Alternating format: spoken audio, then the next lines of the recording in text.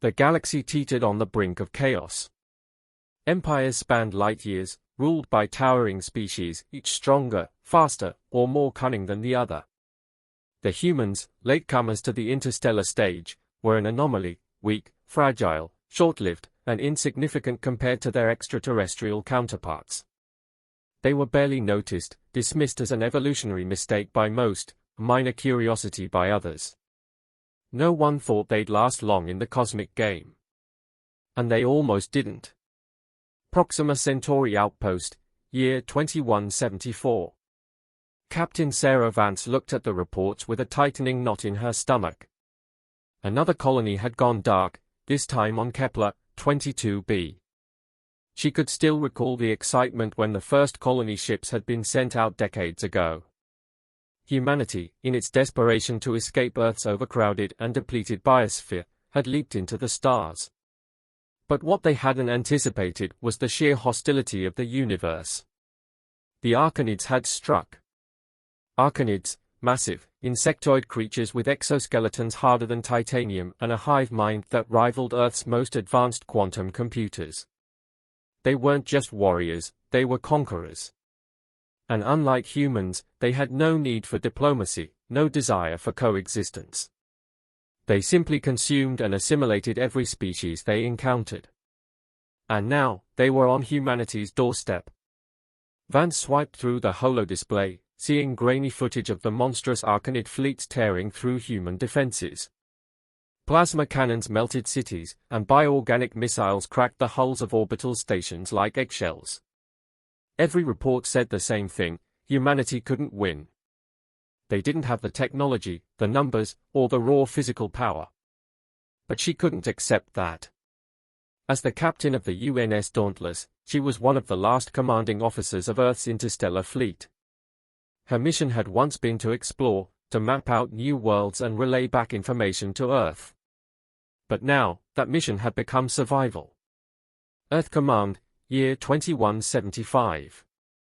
General Eric Novak sat at the head of the War Council, surrounded by the last remnants of Earth's military brass.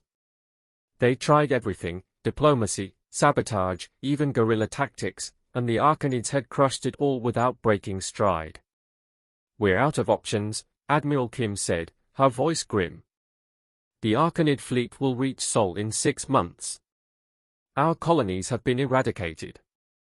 The few survivors we have are scattered, with no hope of rejoining the main fleet. We need to face reality." Novak clenched his jaw. The others were right, of course. Humanity had never been a match for the galaxy's apex predators. They'd always relied on their ingenuity, their ability to adapt. But this time, even that hadn't been enough. They were outgunned, outmanned, and outclassed. But then, a voice spoke up. "We still have one card left to play." All eyes turned to Dr. Helen Drayton, head of Project Aegis, a secretive research initiative that had been buried under layers of classified information. She was small, unassuming, and had rarely spoken during the previous meetings. Novak raised an eyebrow. "Project Aegis? You can't be serious."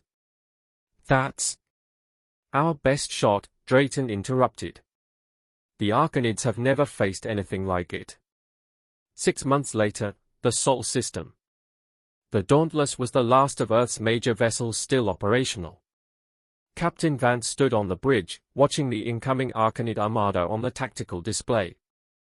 Thousands of ships, all closing in on Earth. But Vance wasn't afraid. She was ready.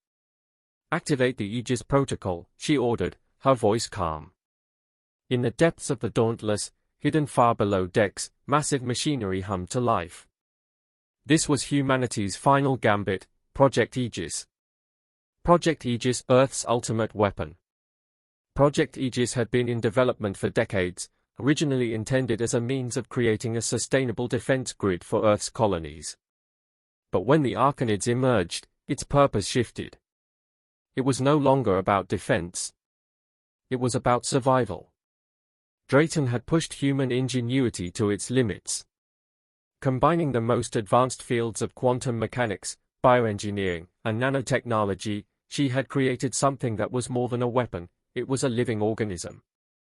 A weaponized intelligence. Aegis was not just an artificial intelligence, it was self-replicating, self-improving, and, crucially, it was designed to adapt to any threat. It would learn, grow, and evolve faster than any enemy could anticipate. The Arcanid fleet entered Earth's orbit, their colossal warships blotting out the stars.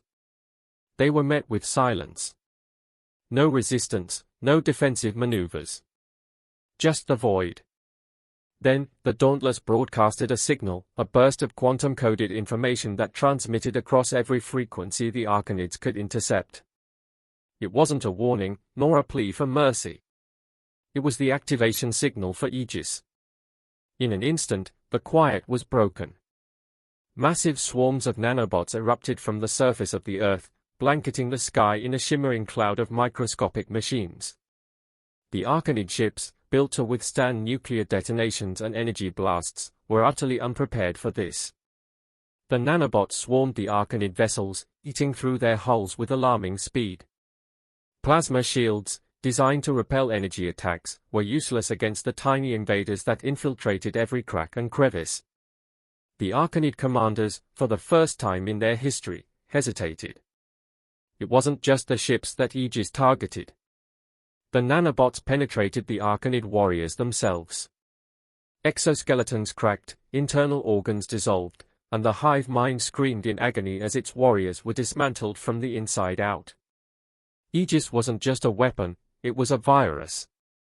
A plague that spread through the Arcanid forces, turning their biological and technological advantages against them. For the first time in recorded galactic history, the Arcanids experienced fear.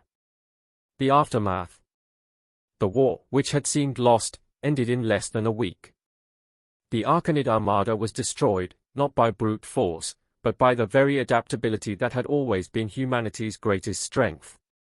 What remained of the Arcanid species fled to the farthest reaches of the galaxy, their hive mind shattered, their colonies in disarray.